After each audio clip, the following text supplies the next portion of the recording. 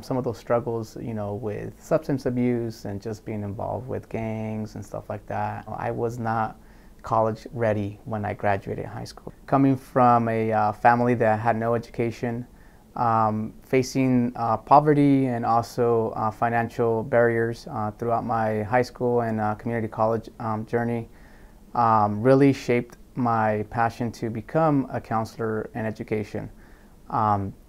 As I started to, take more courses in psychology at the community college level, I realized that this is what I wanted to do. I wanted to give back. In what capacity, I didn't know at that time, but I started to venture into education slowly. And so, just helping students out early on in my journey, seeing some of the same struggles and barriers that they've gone through, really helped me figure out that I wanted to work with EOPS students.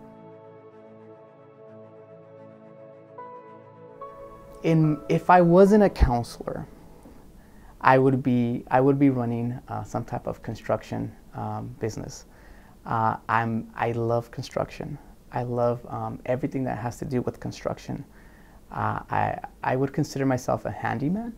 I do a lot of projects around my house that you would probably have to hire someone to do.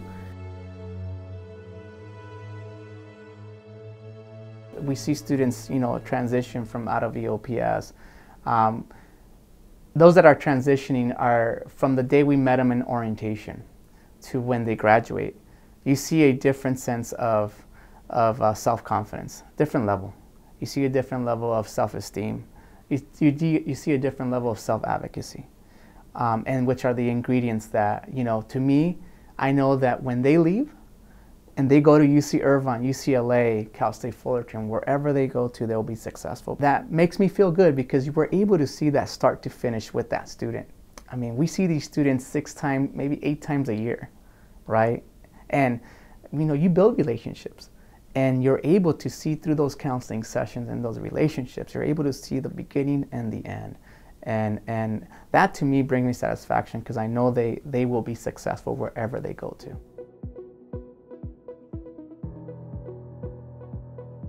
Having been a first-generation college student and also having gone through, financial and educational barriers throughout my life, and also, not having a path in life, in my educational life.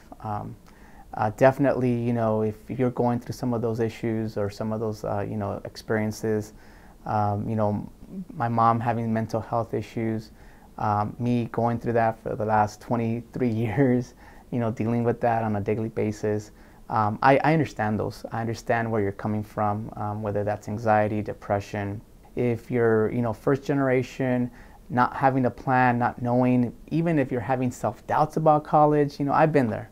I've been there. I've gone through those struggles, and luckily I've had individuals and experiences along my path that have really shaped and geared me. And definitely, if you allow me to, I would definitely try to be that individual support to help guide you and erase some of those self-doubts as to why you're sitting here today.